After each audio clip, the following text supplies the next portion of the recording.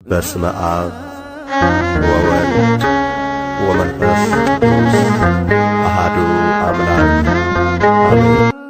ሰላም ጤና ይስጥልኝ። እንደምን አላችሁ? ክቡራትና ክቡራን የመስቀል ኃይለነ ቤተሰቦች፣ ይህ የመስቀል ኃይለነ ሚዲያ ነው። መስቀል ኃይላችን ነው። መስቀል ቤዛችን ነው። የመስቀል ኃይለነ ቤተሰቦች፣ አሁን ወደ ዕለቱ ፕሮግራም እንጀምራለን።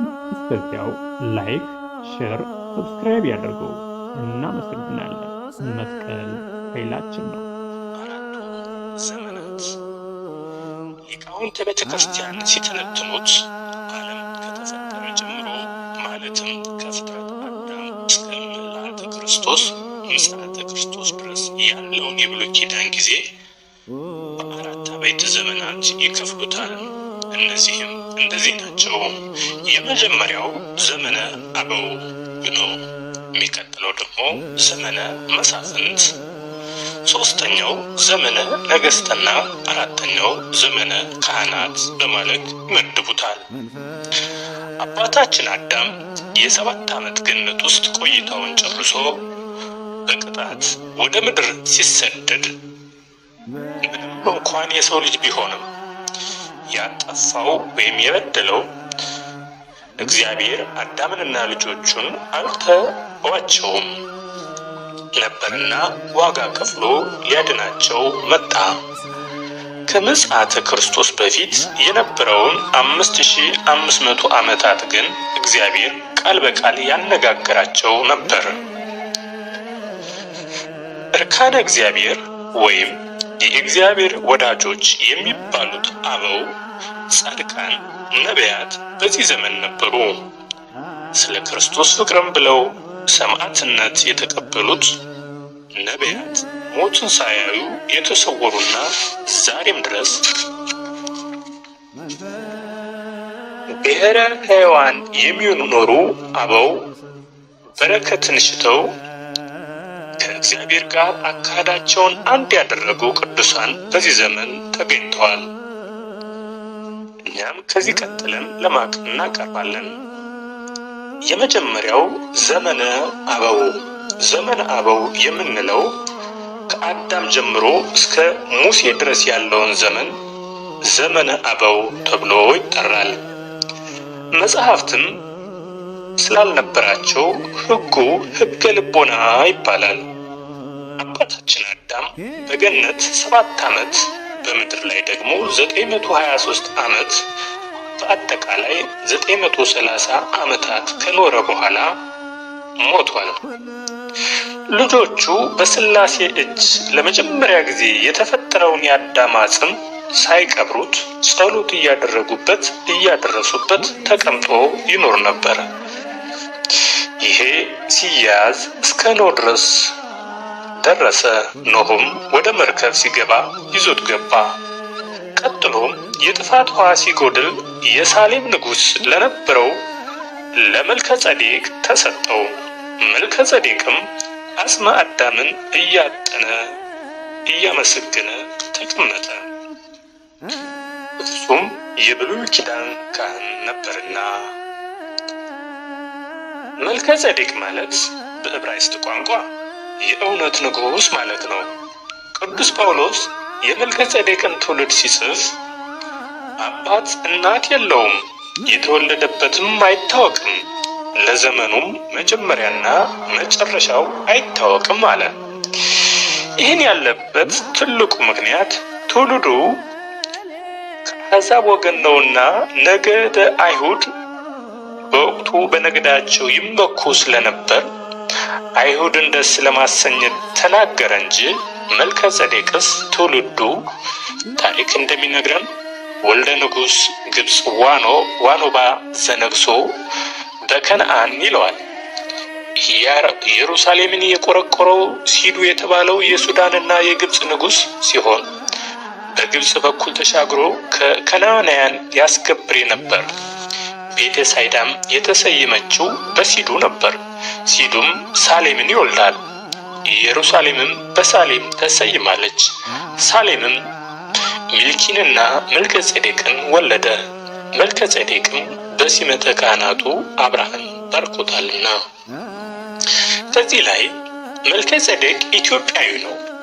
ኢትዮጵያዊ ነው ስንል በድሮ ዘመን የሱዳን ኑቢያና ግብፅን በአንድ ላይ ትገዛ የነበረችው ኢትዮጵያ ስለነበረች ከኢትዮጵያ ወደ ግብፅ አድርጎ ነው ወደ ኢየሩሳሌም ሄደው።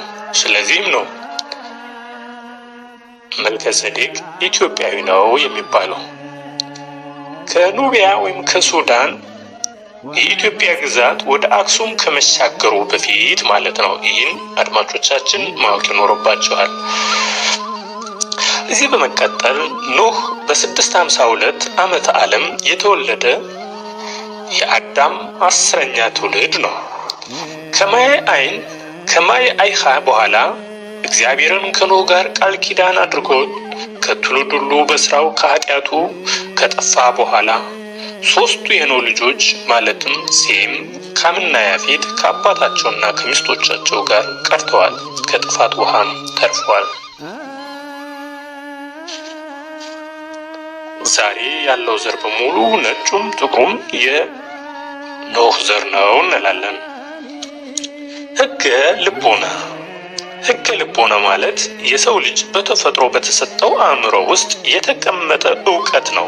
በዘመናችን ማለትም የመጀመሪያው የሙሴ መጽሐፍት የሚባሉት 5ቱ ብሔረ ኦሪት ከመጻፋቸው በፊት ከመጽሐፈ ሄኖክና ከመጽሐፈ ኢዮብ በስተቀር ሌላ መጽሐፍ ባለመኖሩና የሕግ መጽሐፍ ስላልነበራቸው ሕገ ልቦና ተብሏል።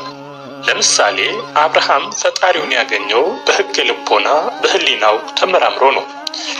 መጽሐፈ ሄኖክም የተጻፈው ስለ ሕግ ሳይሆን ስለ ፀሐይ፣ ጨረቃና ከዋክብት እንቅስቃሴ ነበር። መጽሐፈ ኢዮብን በተመለከተ ግን ብዙዎቹ ሙሴ እንደጻፈው ያምናሉ። ሆኖም ግን በዚያ ዘመን ስጋዊ ሆነ መንፈሳዊ ሕግ መጽሐፍት እንደ ዘመናችን የፍትሐ ብሔር መጽሐፍ የመሰለ ጽሑፍ ባይኖራቸውም እንኳ ሁሉም ሰው እግዚአብሔርን ዳኛ አድርጎ በራሱ ሕሊና ይጓዝ ነበር። በሕገ ልቦናም ያመልኩ ነበር። በዘመን ዓለም ላይ ያሉ ሰዎች ሁሉ በዚያ ዘመን ዓለም ላይ የነበሩ ሰዎች ሁሉ በአንድ ቋንቋ ማለትም በዕብራይስጥ ቋንቋ ብቻ ይናገሩ ነበር። ሌላው ደግሞ የለም በግዕዝ ቋንቋ ብቻ ነው የሚናገሩት ይላል። እንግዲህ ሁለቱ አሻሚ ነው፣ ግዕዝና ዕብራይስጥ። በመቀጠልም እግዚአብሔር በሰሩት ክፉ ስራ ቋንቋቸውን ለዋወጠው፣ ተለያይተውም ቀሩ። ወደ ቀደመው ነገር ስንመለስ ሙሴ 5ቱን ብሔረ ኦሪት የጻፈው ከእግዚአብሔር ጋር እየተነጋገረ ነው። ስለሆነ ሙሴ ለ510 ጊዜ ከእግዚአብሔር ጋር ቃል በቃል ተነጋግሯል። ሙሴ የአዳም 27ኛ ትውልድ ነው። ከአዳም እስከ ሙሴ ያለው የ3844 ዓመት ታሪክ ነው። ይህም ዘመን ዘመነ አበው ተብሏል። ዘመነ መሳፍንት ከኢያሱ እስከ ሳኦል ድረስ ያለው ዘመን ዘመነ መሳፍንት ተብሎ ይጠራል። ኢያሱ ማለት አዳኝ ማለት ነው። ከሙሴ ቀጥሎ የሙሴን ኃላፊነት ተቀብሎ እስራኤልን መርቶ ምድረ ርስትን እስኪገቡ ድረስ የመራቸው እርሱ ነበር። ኢያሱ በስተኋላ ስሙ አውሴ ተብሎም ነበር። ካሌብ በሰራው ሁሉ ይሰራው ነበር፣ ይረዳው ነበር። ዘመነ መሳፍንት ታሪኩ የ389 ዓመት ብቻ ነው። በእነዚህ ዘመናት ውስጥ ግን ለእግዚአብሔር የተመቹና እግዚአብሔርን ያሳዝኑ መሳፍንት ቢኖሩም እኛ ግን አካሄዳቸውን ከእግዚአብሔር ጋር ያደረጉትን እናያለን። ሙሴ የመጀመሪያው መስፍን ሲሆን ሳሙኤል ደግሞ የመጨረሻው መስፍን ነው። ስለዚህም ከሙሴ በፊትም ሆነ ከሳሙኤል በኋላ በእስራኤል መሳፍንት አልነበረም ማለት ነው። ከሙሴ ጀምሮ እስከ ሳሙኤል ድረስ ስማቸው ተጠቅሶ የምናገኛቸው ነቢያት 11 ሲሆኑ ስማቸው ያልተጠቀሱ 71 ነቢያት አሉ። 3 የሴት ነቢያት ነበሩ። በአጠቃላይ 82 መሆናቸውን መጽሐፍት ይነግረናል። ዘመነ መሳፍንት የሚያበቃው ከክርስቶስ ልደት በፊት በ1093 ዓመት ነው። ኢያሱ እስራኤልን በሚመራበት ዘመን እርሱም እንደ ሙሴ ብዙ ተአምራት አድርጓል። እግዚአብሔር ከሰጣቸው ከተስፋይቱ ምድር ሲደርሱ የኢያሪኮ ከተማ ግንብ ታጥራ መግቢያ ቢያጡ በእምነት 7 ቀን ቢዞሯት ቅጽሯ ተንዶ ርስታቸውን ለመውረስ ችለዋል። በተአምኖ ወድቆ አረፋቲሃ ለኢያሪኮ እስመ የአውደዎ ስቡኡ ለተ ያለ የኢያሪኮ ግንብ 7 ቀን ከዞሯት በኋላ በእምነት ወደቀች። ዘመነ ነገሥት የሚባለው ከንጉሥ ዳዊት እስከ ዘሩባቤል ያለው ዘመን ነው። ዳዊት ምንም እንኳን ንጉሠ እስራኤል ቢሆንም እግዚአብሔርን ንጉሴ ይለው ነበር። ከዳዊት ጀምሮ እስከ ሴዴቅያስ ድረስ ብዙ ነገሥታት ነበሩ። እነርሱ ግን ጥቂቶቹ ብቻ ነበሩ እግዚአብሔርን የተከተሉት። የእስራኤል የመጀመሪያው ንጉሥ ናዖስ አሞናዊ የተባለ ጠላት የእስራኤልን ሕዝብ የቀኝ ዓይናችሁን ገብሩልኝ ብሎ በጠላትነት ይነሳባቸዋል። ይህ አይነት የግፍ አገዛዝ በእስራኤል ላይ ታይቶ ስለማይታወቅ እስራኤል ጠላታቸውን የዝሆን ጥርስ፣ ወርቅ፣ ብር፣ ሌላም ከብትና ግመል እንጂ እንዴት ዓይናችንን እንገብራለን? ይህማ አይሆንም ብለው በዘመኑ የነበረውን የእግዚአብሔርን ነቢይ ሳሙኤልን ንጉሥ አንግስልንና በእርሱ አዝማችነት እንዋጋለን ብለው ጠየቁት።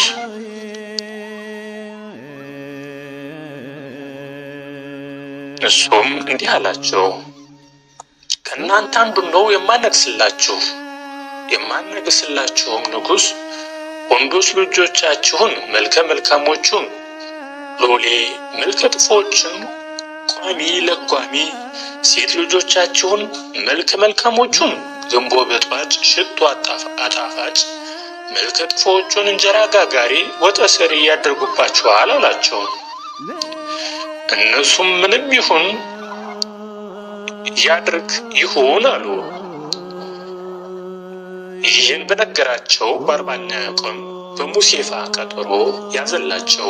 ከነገደ ብንያም ቂስ የተባለ ሰው አህዮች ጠፍተውበት ልጁ ሳኦል ለሀገር ብላቴናውን አቤኔዘርን ይዞ ሲፈልግ ከኤፍሬም አውራጃ ደረሰ። በዚህም የሉም። ስለዚህ አባታችን በእኛ መጥፋት ያዝናልና እንመለስ ብለው የእግዚአብሔር ነቢይ በዚህ አለ ይነግረናልና ወደ እርሱ እንሂድ ተባብለው ወደ ነቢየ እግዚአብሔር ሄዱ። እግዚአብሔር ነቢይን ነገ ወደ አንተ የሚመጣውን ብላቴና እርሱን አንግስላቸው ብሎት ነበርና ሳኦል ስለ አህዮቹ መጥፋት ለመጠየቅ ሲሄድ ለሕዝበ እስራኤል ንጉሥ እንደሚሆን መመረጡ ተነገረው። 40ኛውም ቀን ሲፈጸም 12ቱን ነገደ እስራኤል ይዞ ወደ ሙሴፋ ወጣ። በትራችሁን ስጡኝ አለና ዕጣ ቢጥል ለነገደ ብንያም ወጣ። ከነገደ ብንያም ቢጥልም ለነገደ ማጠር ወጣ። ከዚህ በኋላ ሰው እያነሰ መጣና ለነገደ ቂስ ደርሶ ከደቂቀ ቂስ ቢጥል ለሳኦል ወጣ።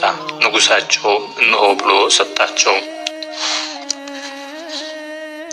ቀዳማዊ ንጉሥ 7ቱ የዳዊት ሀብታት ሀብተ መንግስት፣ ሀብተ ክህነት፣ ሀብተ ኃይል፣ ሀብተ ማዊ፣ ሀብተ በገናና ሀብተ ትንቢት ናቸው።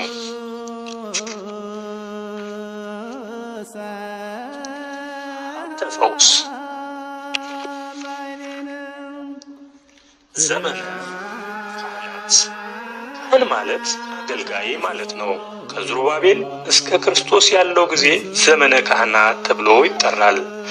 ለእስራኤል ለኢዮአቄም ቀጥሎ በአባቱ ወንበር የተቀመጠው ኢኮንያን የነገሰው ለ3 ወራት ብቻ ነው። በ597 ከክርስቶስ ልደት በፊት እስራኤል በባቢሎናውያን እጅ ወድቃ ሳለ ንጉሱን ማርከው ዓይኑን አውጥተው ከእስራኤል ሕዝብ 10,000 የሚጠጉትን ማርከው ወደ ባቢሎን ወሰዷቸው። በዚህም እስራኤል ምድረ በዳ ሆነች። በዚህ ሳያበቃ እስራኤላውያን ለ37 ዓመታት ወደ ባቢሎን ተግዘዋል። በስተመጨረሻም ወደ ሀገራቸው ተመልሰዋል። ነገር ግን ቢሆንም ሆኖ ሃይማኖታቸውን ይጠብቁ ነበር። ዳንኤልንም የመሳሰሉ ለእግዚአብሔር ቅርብ የሆኑ ሰዎች በባቢሎን ሀገር ነበሩ። ዳንኤልም በዚሁ ጊዜ ነበር ታላቅ ራእይ ያየው። ከዚህ የስደት ዘመን በኋላ ከምርኮ ሲመለሱ ዘሩባቤል ከምርኮ ተመልሶ ነበርና ከ70 ዓመታት ምርኮ በኋላ ዘሩባቤል መሪ ሆኖ የኢየሩሳሌምን ቤተ መቅደስ እንደገና ሰርቷል። ዘሩባቤል ካህን ሆኖ ያገለግል ነበር። ስለሆነም ከዚህ ከሚመጡት ወይም ከእስራኤል መመለስ ጀምሮ እስከ ምጽአተ ክርስቶስ ያለው ዘመነ ካህናት ተብሏል። ከእስራኤል መመለስ ጀምሮ ምጽአተ ክርስቶስ ድረስ ያለው ዘመነ ካህናት ተብሏል። ጌታም አንተ ካህኑ ለዓለም በከመ ሲመቱ ለመልከ ጼዴቅ ተብሏልና። ይህ ማለት ግን ከዘሩባቤል በፊት ካህናት አልነበረም ማለት አይደለም። በዘመነ አበው ሙሴን፣ አሮንን፣ መልከ ጼዴቅንና የመሳሰሉ ካህናት ነበሩ። አስተያየታቸውን ስጡኝ። አንዳንድ ጥያቄዎችን እንነጋገራለን፣ እንመላለሳለን። ፈጣሪ አምላክ ከእናንተ ጋር ይሁን። አሜን። ሄሎ፣ ጤና ይስጥልኝ። ሰላም ዋሉ። የየካ ሚካኤል ቤተክርስቲያን የሚያሰራው ህንጻ ቤተሰሊሆም አጠቃላይ ሆስፒታል አካውንቱ 1,76,40,87 ወይም 10,010,81,56,42 ቤተሰሊሆም አጠቃላይ ሆስፒታል የካ ሚካኤል በ405 ሚሊዮን ብር የሚገነባው የካ ሚካኤል ቤተሰሊሆም አጠቃላይ ሆስፒታል እንገንባ። ንጹሕ የሚሆን የአብ ቃል የማየው የመንፈስ ቅዱስም ቃል ከሰማያት የወረድ የሕይወት ምስት አንተ ነህ። ስለ ዓለሙ ሁሉ መዳን ነውር የሌለበት መሥዋዕት የምትሆን መናገርን አስቀደም። አሁንም ከበጎ ቸርነትን እንለምናለን እንማልዳለንም። ሰው ወዳጅ ሆይ ያንተ በሚሆን በዚህ በመንፈሳዊ ታቦት ላይ ባኖርነው ኅብስት በዚህም ኅብስት ላይ በዚህም ጽዋ ላይ ፊትህን ግለጽ። ይህንን ኅብስት ባርከው ይህንንም ጽዋ አክብረው ሁለቱንም አንጻቸው። ይህ ኅብስት ንጹሕ ሥጋ የሆን ዘንድ ለውጠው። በዚህም ውስጡ ጽዋው ውስጥ የተቀዳው ወይን የከበረ ደም ይሁን። ለሁላችንም ያረገ ለነፍሳችንና ለሥጋችን ለልቦናችንም ፈውስ ይሆን ዘንድ አምላካችን ክርስቶስ የሁላችን ንጉሥ አንተ ነህ። ከፍ ያለ ምስጋናና ክብርም ስግደትም ለአንተ እንልካለን። ቸር ከሚሆን ከሰማያዊ አባትህ ጋር ከአንተ ጋር ትክክል ከሚሆን ከመንፈስ ቅዱስም ጋር ዛሬም ዘወትርም ለዘላለሙ አሜን። የአባቶቻችን የሐዋርያት ትእዛዝ ነው። ሰው በልቡናው ቂምንና በቀልን ቅናትንና ጠብን በባልንጀራው ላይ በማንም ላይ ቢሆንም አያዝ።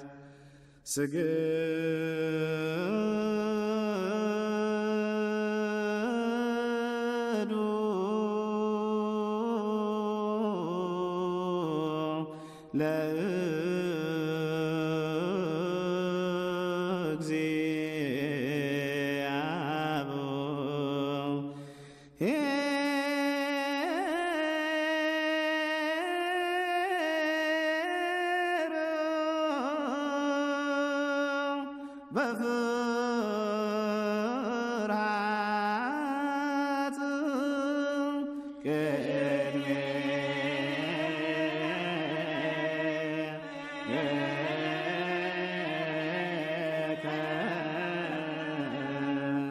እግዚኦ ንሰግድ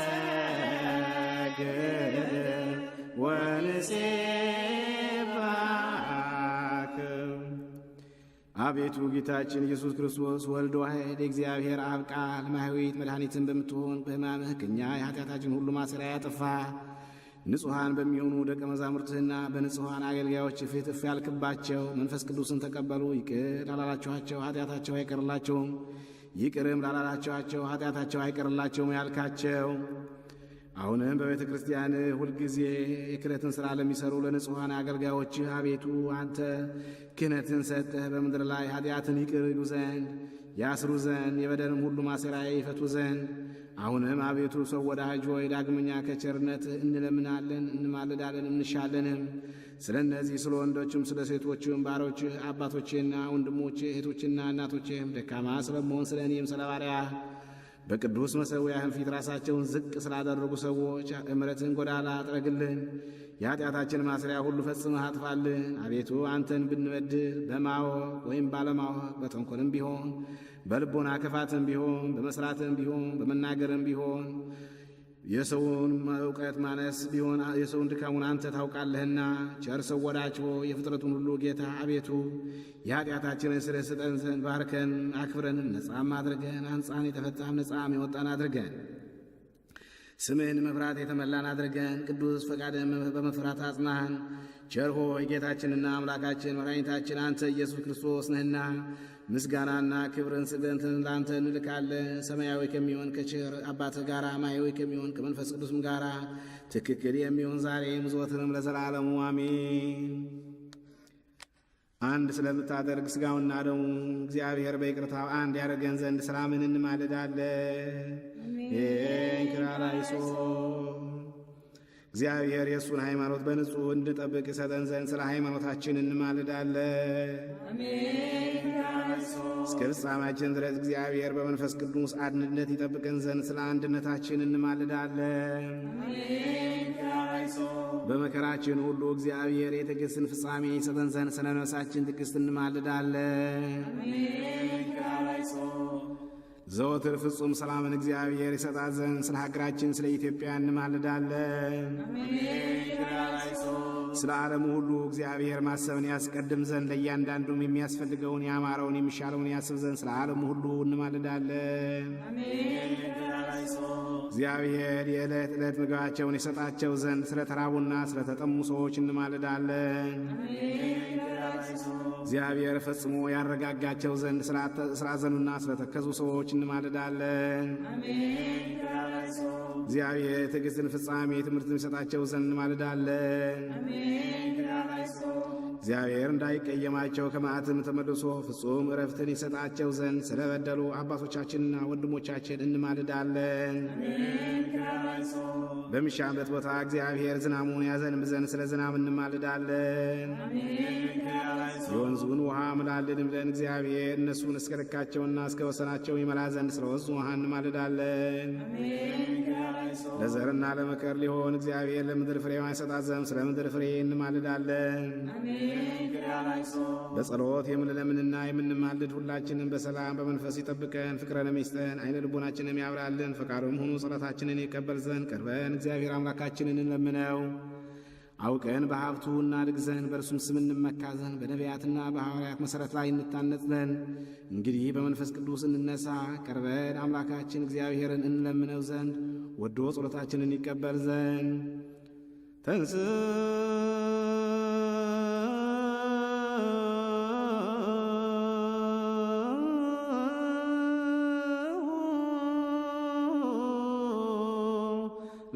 ለጸሎት ዚዮ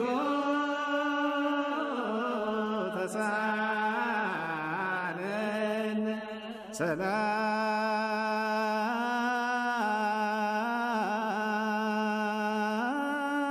ሰላም ለኩል